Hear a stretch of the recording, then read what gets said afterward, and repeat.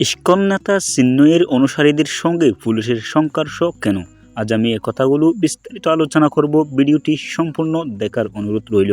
চট্টগ্রামে ইসকন নেতা চিন্ময় কৃষ্ণ দাস বক্ষণসারির অনুসারীদের সঙ্গে পুলিশের সংঘর্ষের ঘটনা ঘটেছে। মঙ্গলবার দুপুরে এই ঘটনা ঘটে। এদিকে জাতীয় পতাকার অবমাননার অভিযোগের দায়ী হওয়া মামলায় বাংলাদেশ সম্মিলিত সনাতনী জাগরণ জোটের মুখপত্র ও চট্টগ্রামের হাটহাজারী পুণ্ডরিক ধর্মের সাবেক অধ্যক্ষ চিন্ময় কৃষ্ণ দাস বক্ষণসারির জামিন মঞ্জুর করে কারাগারে পাঠানোর নির্দেশ দিয়েছেন আদালত। এর আগে কঠোর নিরাপত্তায় সকাল 10টা 50 তাকে আদালতে হাজির করা হয়।